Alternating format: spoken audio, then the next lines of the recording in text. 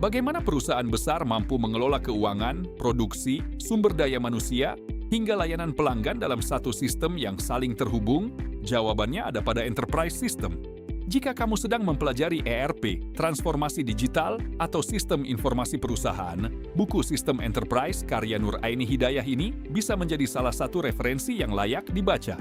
Pembahasan diawali dengan Enterprise System Management yang menjelaskan evolusi sistem informasi menuju ERP, komponen-komponen ERP, kelebihan dan kekurangannya, proses implementasi, peran stakeholder, serta berbagai tantangan yang sering dihadapi organisasi saat menerapkan sistem enterprise.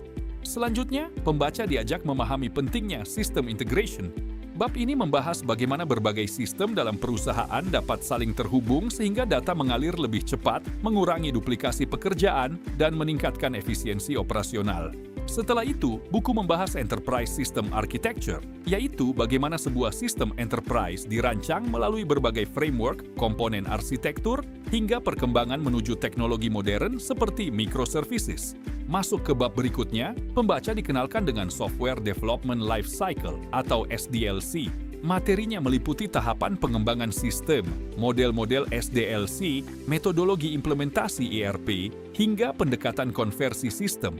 Bagian ini membantu pembaca memahami bagaimana sebuah proyek ERP direncanakan, dikembangkan, dan diterapkan dalam sebuah organisasi. Pada bab implementasi strategis ERP, penulis mengulas fungsi ERP, metode implementasi, contoh penerapan di perusahaan, berbagai kendala yang sering muncul, serta strategi pemeliharaan sistem setelah implementasi selesai.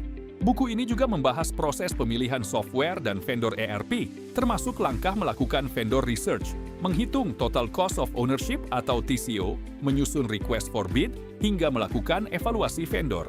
Tidak berhenti di sana, penulis juga menjelaskan pentingnya manajemen project, manajemen perubahan organisasi, serta bisnis proses re-engineering.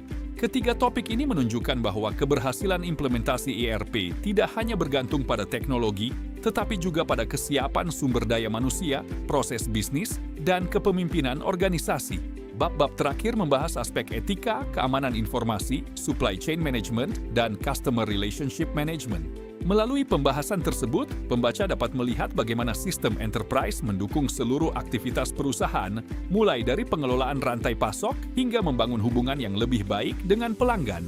Kelebihan buku ini terletak pada cakupan materinya yang luas dan penyusunannya yang sistematis. Materi disusun secara bertahap sehingga cocok dijadikan referensi bagi mahasiswa sistem informasi, teknik informatika, manajemen, maupun bisnis digital.